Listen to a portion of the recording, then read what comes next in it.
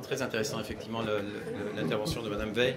C'est vrai qu'on ne sait pas, on a tendance à dire que cette problématique touche plutôt les hommes. Et moi j'ai appris qu'il y a effectivement cette situation épineuse. Donc merci de l'information. Écoutez, je vous remercie de nous avoir invités. Bonjour à tous, cher Christian, merci beaucoup, merci énormément pour cette invitation.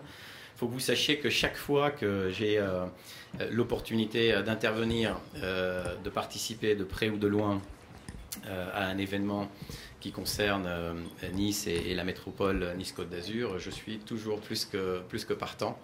D'ailleurs, mes équipes doivent me freiner parfois parce que ça ne tient pas toujours dans le planning, mais c'est toujours un vrai plaisir et je repars toujours avec plein d'espoir et plein d'énergie. Donc je suis encore une fois très ravi d'être avec vous aujourd'hui pour pouvoir échanger sur ces thématiques extrêmement importantes. Donc on va parler de nouvelles technologies, on va parler de Smart Cities. Cisco a la chance d'être un petit peu au cœur de ces grands bouleversements, de la digitalisation du monde qui nous entoure, de la digitalisation des territoires. Cisco parmi tant d'autres, évidemment. Et on est un petit peu à l'origine des exemples les plus réussis de Smart City dans le monde. On en a évoqué quelques-uns tout à l'heure. Et donc on est souvent sollicité et invité à témoigner. Et je peux vous dire que chaque fois que nous sommes invités à témoigner, le cas de Nice et de la métropole est cité comme un des exemples les plus probants, les plus marquants, les plus exemplaires, les plus réussis. Et nous sommes donc encore une fois extrêmement fiers d'avoir participé, cher Christian, à la transformation, ou à ce début de transformation de ce magnifique territoire. Et puis aussi, en tant que Français, je suis fier que, grâce à vous, la France puisse aussi paraître comme un acteur précurseur sur ce sujet, qui est un sujet, comme vous le disiez, Christian, tout à l'heure, qui est un sujet de compétition et de course mondiale. Extrêmement important. Moi, je suis dans les nouvelles technologies depuis une vingtaine d'années maintenant. Ça passe vite. Et je constate une espèce de course à l'innovation au niveau des territoires, au niveau des grandes villes, qui est similaire à ce que j'ai pu constater il y a 15 ou 20 ans au niveau des corporations. Et donc il y a quelque chose de majeur qui se passe, une course incroyable qui se passe à ce niveau-là, et vous faites partie de cette course. Alors, Smart Cities, beaucoup de gens en parlent, peu de gens la réalisent. Vous faites partie des territoires qui ont pris les devants, qui montrent la voie. Et c'est intéressant à travers ces 2, 3, 4 années de collaboration de tirer peut-être quelques leçons et de les partager avec vous. C'est quoi une Smart City ? Je ne vais pas rentrer par l'angle technologique, mais peut-être partager avec vous un peu aussi en tant que dirigeant d'entreprise technologique, ma vision des choses. C'est d'abord et avant tout une ville qui cherche des réponses intelligentes à de vrais problèmes, qui ose regarder l'avenir, qui ose se transformer, qui ose bouger, qui sait prendre des risques. Ça, c'est le postulat de base. Ensuite, effectivement, c'est une ville qui a compris que le numérique, aujourd'hui, devient une ressource aussi vitale que l'eau, l'électricité, la voirie, les transports, l'énergie au sens large. Et que cette espèce de digitalisation de l'ensemble des processus de notre vie quotidienne peut apporter des bénéfices considérables. Et Christian, vous en citiez quelques-uns tout à l'heure, que ce soit en termes de sécurité, en termes d'efficience énergétique des bâtiments, en termes d'optimisation de la gestion des déchets, d'optimisation de l'éclairage public, d'optimisation du stationnement, et puis effectivement, et c'est extrêmement important, d'amélioration des services et des services rendus aux citoyens. Donc ça, c'est un élément fondamental. Je pense que c'est aussi une ville qui a compris, un territoire qui a compris qu'on est en train de basculer, qu'on est en train de vivre en ce moment une vraie révolution industrielle, une rupture technologique comme on n'a jamais connue depuis très longtemps, et notamment avec ce que l'on appelle l'Internet des objets, ou en tout cas la combinaison de cet Internet qui consiste à connecter tout aujourd'hui avec la Big Data.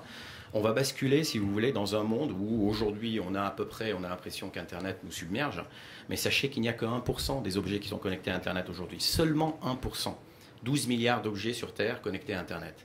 Nous sommes en train de basculer à une vitesse grand V vers un monde, alors j'espère que je ne vous fais pas peur, mais ce qui compte c'est de regarder la réalité en face et de voir comment on en tire profit. Mais nous sommes en train de basculer vers un monde où on va avoir des dizaines, des centaines de milliards d'objets de notre environnement connectés à Internet, qui vont transmettre des données qu'on va pouvoir utiliser de façon beaucoup plus intelligente, beaucoup plus pérenne, beaucoup plus durable. Et ça, évidemment, ça peut représenter des risques, mais ça peut représenter aussi un champ d'application et de bénéfices considérable pour l'économie, pour les entreprises, et en particulier, et ça c'est quelque chose auquel je crois énormément, en particulier pour les territoires, parce qu'il y a le terrain d'exploitation, mais plus que ça. Parce que le territoire, c'est probablement, dans ce monde de l'ultra-connecté où on va avoir un déluge de données, c'est probablement le lieu de proximité où il y a l'ingrédient le plus important, qui est l'ingrédient de la confiance. Et moi, j'encourage, chaque fois que j'ai l'occasion de le faire, les territoires à aller plus loin, à prendre des risques. Parce que lorsque les territoires prennent des risques, les citoyens se posent moins de questions. Ils ont confiance. Et c'est là qu'il faut qu'on arrive à construire ensemble. C'est aussi une ville, la ville intelligente, qui pense de manière stratégique ces infrastructures technologiques, qui a compris que cette déferlante, ces bouleversements, pour pouvoir les réaliser, il faut avoir les infrastructures pensées de manière globale, transversale, et ne pas raisonner uniquement application par application. Vous savez, les innovations, elles sont en train de déferler. On ne sait pas ce qui va arriver comme innovation. Ce qui est important, c'est que vous sachiez y répondre, vous sachiez les expérimenter avant les autres. Et pour ça, pour que ça soit possible, il faut que vous ayez la plateforme pensée de manière stratégique pour le faire. Et tout ça, on l'a trouvé à Nice, en termes de compréhension, en termes de volonté. Quand je dis Nice, la métropole. Et on a vu qu'il y avait ce pragmatisme, cette compréhension de l'importance du partenariat, de l'importance de rassembler l'ensemble des acteurs qui ont un savoir-faire et d'apporter ce leadership qui consiste à les mettre ensemble. On est très très fiers de notre partenariat. On est très fiers de beaucoup de choses que l'on a fait à Nice et l'exemple du boulevard connecté a été cité tout à l'heure. Mais moi je suis particulièrement fier de Spot Mairie parce que c'est l'exemple parfait d'une innovation qui part du citoyen. Christian a évoqué Spot Mairie tout à l'heure. Ça aussi, c'était une première mondiale. C'était la première fois que la mairie sortait des murs de la mairie, allait vers la ville, étendait son champ d'action. C'est cette cabine que vous voyez là, qui ressemble à un photomaton moderne, dans laquelle il y a tous les outils de communication les plus sophistiqués, notamment ce qu'on appelle la téléprésence, et qui permet de communiquer avec quelqu'un comme si on était dans la même salle. Et le citoyen va rentrer dans cette cabine qu'on va déployer un petit peu partout, et juste en touchant l'écran, il est en contact avec un agent de la mairie, et il va pouvoir non seulement échanger, mais travailler, réaliser des tâches administratives. Il y a 30 tâches administratives qui sont maintenant possibles dans Spot Mairie, et ça change la vie des citoyens, parce que c'est une véritable innovation.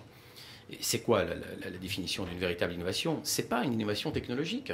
Une véritable innovation, c'est l'innovation d'un métier, c'est la transformation d'un métier, c'est un nouveau processus, c'est un processus qui se transforme grâce au courage politique qui consiste à dire je vais prendre la manière dont on réalisait les tâches administratives, je vais les transformer, je vais former les agents différemment à l'aune des nouvelles technologies, à l'aune de la mobilité. Et c'est ça qui a été réalisé. Les citoyens sont ravis, la mairie est ravie, les agents sont ravis parce qu'ils ont l'impression de contribuer, d'être à la page. Et ça, c'est extrêmement, extrêmement important, évidemment. Et là, maintenant, ce qu'il faut qu'on fasse, c'est qu'on travaille sur la deuxième phase. Le Spot Mairie sur la tablette, le Spot Mairie sur le smartphone, pour aller encore plus loin sur la mobilité citoyenne. Donc tout ça, c'est le résultat, bien sûr, des nouvelles technologies, mais c'est surtout le résultat, si j'ai une leçon à tirer de tout ce que l'on a réalisé à Nice, je dirais c'est le résultat du leadership. Et en particulier du leadership politique, cher Christian, parce que Smart City, c'est l'innovation, mais qui dit innovation dit saut dans l'inconnu aussi, dit prise de risque, dit transformation de processus habituels, bouleversement d'habitude, dit grand succès, mais dit aussi échec. Et il faut apprendre de ces échecs, surtout dans cet environnement qui bouge très vite, où il y a aussi des sujets délicats sur la donnée, la sécurité, etc. Et ça, on l'a trouvé à Nice. Cette envie de forcer les choses. Malgré tous les gens Et il y en aura toujours qui vous expliqueront toutes les bonnes raisons pour lesquelles il ne faut pas faire. Et on a beaucoup de gens dont c'est le métier, et c'est normal. Mais à un moment donné, il faut avancer. Et dans l'innovation, avancer, c'est accepter de prendre des risques, et c'est de comprendre le rôle extrêmement important que le territoire peut avoir, parce qu'il est porteur de confiance face aux citoyens. Et c'est superbe pour une entreprise comme la nôtre de trouver cet exemple de leadership dans un territoire comme Nice. Malheureusement, on n'en trouve pas beaucoup en France. Et c'est dommage parce que c'est porteur de développement économique, comme vous le disiez, Christian, tout à l'heure, mais c'est aussi porteur d'investissement. Et je terminerai sur ce sujet, le sujet de l'investissement. Je pense qu'on est dans une phase aujourd'hui, et c'est peut-être un peu iconoclaste de le dire comme ça, je pense qu'on est à nouveau dans une phase d'investissement à l'échelle mondiale. Je l'espère en France, mais en tout cas à l'échelle mondiale, parce qu'il y a un début de reprise dans certains endroits, parce qu'il y a de l'argent qui est disponible, notamment un certain nombre de grandes corporations qui ont du cash, et ce cash-là ne revient pas forcément dans les pays d'origine pour des différentes raisons, parce qu'il y a des ruptures technologiques, et que ces ruptures technologiques sont des occasions de rebalayer, de redistribuer les cartes, et ça, ce sont des sujets d'investissement. Moi, je vais vous le dire de manière très directe. Moi, je suis le représentant d'une entreprise, Cisco, qui a envie d'investir, qui a les moyens d'investir, qui est au cœur de ces bouleversements technologiques. On a inventé l'Internet d'hier, on est en train d'inventer cet Internet de demain, du tout connecté, qu'il faut fluidifier, qu'il faut sécuriser. Et pour ça, on investit. On investit beaucoup en Israël, on a parlé d'Israël tout à l'heure, qui est devenu un des hubs de sécurité les plus importants dans le monde, parce que le sujet de la sécurité est un sujet crucial. On investit en Asie, on a démarré un cycle d'investissement très important en Angleterre, on en démarre un en Allemagne, et moi j'aimerais pouvoir faire quelque chose évidemment en France. J'en parle régulièrement avec le président de Cisco, John Chambers, et c'est pas toujours facile, mais je pense que dernièrement, on a peut-être réussi à trouver une touche, de le convaincre qu'il y a peut-être une inflexion en France, qu'il y a peut-être quelque chose qui se passe en France, que ça ne peut plus durer. Cet écart entre nous et le reste de l'Europe, cet écart entre nous et l'Allemagne par exemple, et qu'il y a peut-être une opportunité. Et les smart cities sont l'opportunité par excellence, en particulier pour la France, parce qu'il y a les territoires, parce qu'il y a les acteurs qui sont des leaders mondiaux de l'urbanisation, mais encore faut-il qu'il y ait des projets. Et ce que j'ai envie de vous dire, et j'en terminerai là, c'est qu'à Nice, il y a des projets. Et donc, c'est une invitation que je vous lance. On a envie d'investir à Nice. On a envie de passer de l'expérimentation à la grande échelle. On a envie d'investir dans notre présence dans ce territoire. On a envie d'investir dans les talents, de tisser des partenariats avec les universités, avec l'IMRED, avec tous les acteurs locaux qui seront porteurs de ces innovations, des startups qui graviteront autour, etc. Donc l'envie existe parce qu'il y a cette impulsion que vous avez donnée.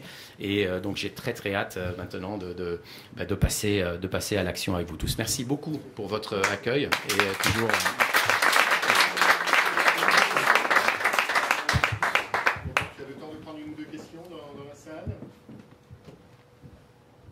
Une ou deux questions pour savoir combien de milliards d'euros il va investir. Oui, monsieur. Oui, vous avez évoqué à l'instant la relation avec les pôles de recherche et les établissements de recherche, les universités. Oui. Est-ce que vous travaillez beaucoup déjà à l'heure actuelle avec des pôles de recherche de l'écosystème du territoire de Nice? Je pense à l'INRIA, je pense à l'école des télécoms, Mines Télécom. Pas encore. Pas encore, et on aimerait justement ouvrir cette voie, parce que quand on parle de Smart City, il faut regarder les choses dans leur ensemble. Ce n'est pas juste une application spécifique, c'est des infrastructures, c'est des applications, c'est la disponibilité de talents, c'est la disponibilité de compétences. Dans notre métier, l'élément probablement le plus important, c'est la disponibilité des compétences, parce que ça va très vite.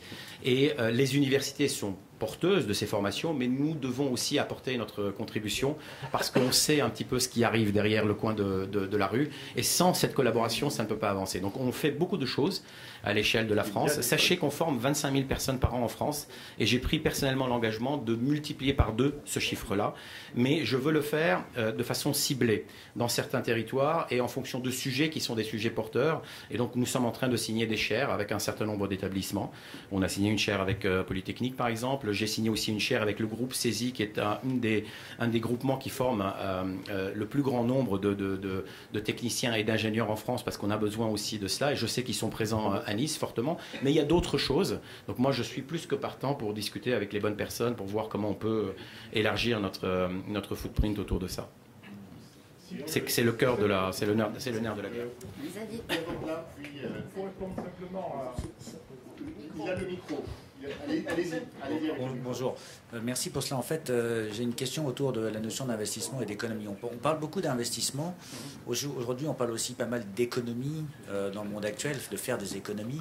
Est-ce que vous mesurez le retour sur investissement et comment vous le mesurez? Parce que, en tant que citoyen d'une métropole, ce qui m'intéresse, c'est l'efficacité, l'efficience, ce retour. Alors, je comprends que les agents municipaux sont plus satisfaits, donc c'est une mesure. Est-ce que vous avez des mesures un peu hard, un peu concrètes en termes de retour sur ces investissements? Monsieur Escosi, c'est un homme qui paye des impôts à Nice.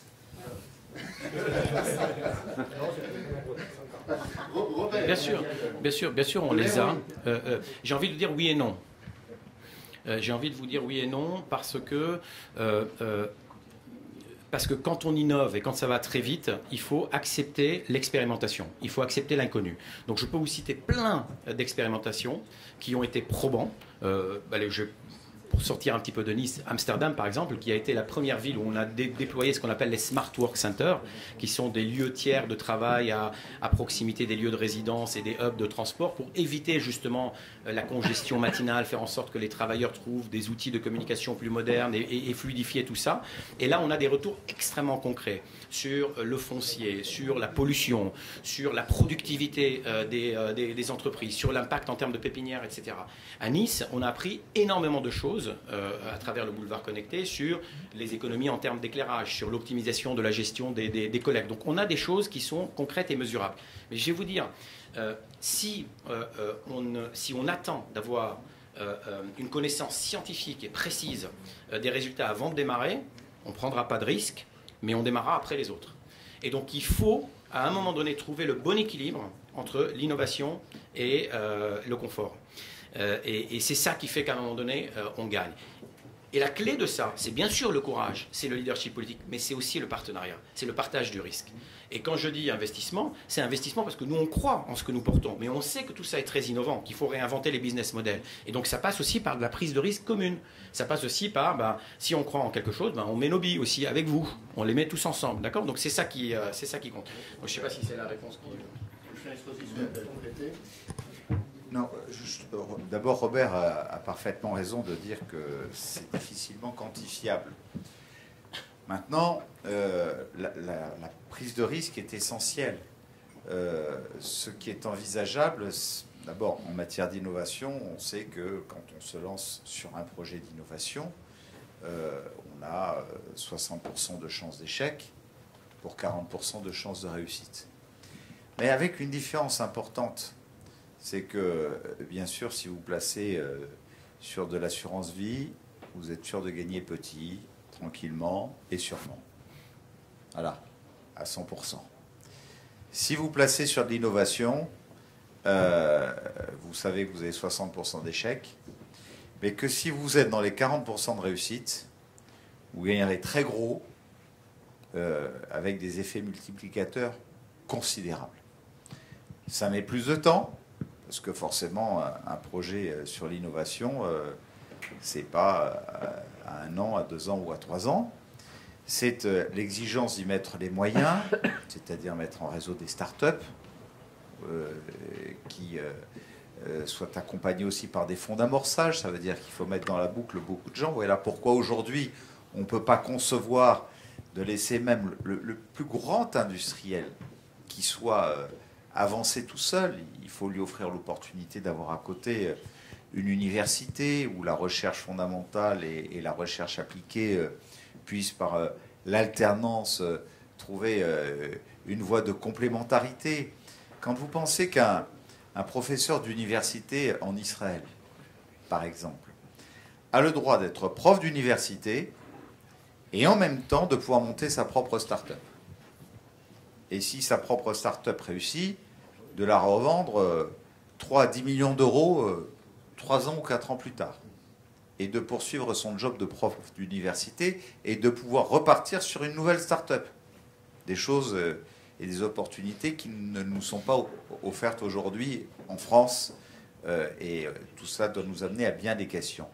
Mais je crois que c'est par la force que chacune et chacun d'entre nous, acteurs privés, acteurs publics, etc., mettront ensemble pour faire comprendre au pouvoir public qu'à un moment, si on veut redevenir une grande puissance industrielle tournée vers l'innovation, il faut avoir le courage d'aller dans cette direction. Enfin, une dernière chose, l'environnement dont parlait Robert Vassoyan, c'est pas quantifiable aujourd'hui, mais on sait très bien les conséquences qu'a sur les maladies pulmonaires, les crises d'asthme chez les enfants, le taux de mortalité chez les personnes âgées, des pics de pollution de 15 jours, 3 semaines d'affilée dans des grandes agglomérations comme Paris ou d'autres grandes agglomérations européennes. D'accord ? Et ça a un coût, de toute façon, pour la santé publique. Et qu'aujourd'hui, nous lancer dans des programmes qui font qu'à 5 ans, à 10 ans, vous aurez réduit les conséquences, que ce soit sur la nature, sur l'environnement naturel, sur la biodiversité ou sur l'être humain en matière de santé publique, ce sont aussi des sources d'économie que vous retrouverez pour avoir eu le courage d'investir à un moment et que vous retrouverez forcément dans les dépenses publiques parce que vous les aurez réduites à terme en matière de santé publique. Je prends cet exemple parce que j'ai lu pas mal de rapports sur ce sujet qui sont très évidents et qui montrent qu'à 10 ou 15 ans, on peut faire en matière de santé publique des économies considérables à partir du moment où on sait utiliser les nouvelles technologies appliquées à de meilleures pratiques et de meilleurs comportements au plan environnemental. Éric, une question. Oui, simplement pour revenir à la question qui a été posée sur l'écosystème en matière d'enseignement supérieur et de recherche. L'université, en partenariat donc avec la métropole, a créé l'IMRED. C'est un mot barbare, c'est l'Institut méditerranéen du risque et de l'environnement et du développement durable. Cet institut, l'IMRED, doit s'installer sur des bâtiments qui sont financés dans le cadre de Campus Prometteur et qui a d'ores et déjà signé des accords de partenariat avec un certain nombre d'entreprises. Il y a une chaire d'entreprise avec Suez Environnement qui a été signée sur plusieurs années. Il y a des accords avec IBM, avec ERDF, avec Schneider et j'espère bien demain avec Cisco. Challenge. Robert doit nous quitter. Si vous avez encore une... Rémi, est-ce que tu restes pour représenter Cisco toute la matinée? Merci. Il y a un représentant de Cisco qui restera avec nous. Éric ou Nicole? Ah oui. Robert, opportunité en or d'échanger ta carte de visite avec Nicole Gage. C'est le moment de le faire. Vas-y.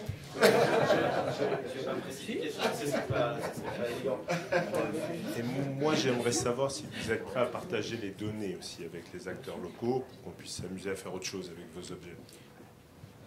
Moi, je ne tiens pas forcément à être propriétaire des données. Super. Moi, je pars du principe, comme je le disais tout à l'heure, c'est ce en quoi je crois. Je pense que nous, notre rôle en tant qu'entreprise technologique, c'est de favoriser la meilleure exploitation et la plus sécurisée possible des données pour les acteurs qui sont les plus habilités à le faire. Et je pense que le territoire est un acteur par excellence parce que c'est un territoire de concentration de données venant de partout. Et l'intérêt, c'est qu'il puisse y avoir l'intelligence qui sort de la synergie entre les données des transports, avec les données de la santé, les données des commerces. Et c'est cette intelligence qui fera la différence. Nous, notre rôle, c'est de faire en sorte de rendre cela possible. Ensuite, il y a la santé publique, il y a les politiques publiques beaucoup plus larges. Ce n'est pas le rôle d'un acteur privé comme nous d'être propriétaire des données, si vous voulez. Robert Vassoyan, merci infiniment d'avoir été avec nous ce matin pour présenter Cisco.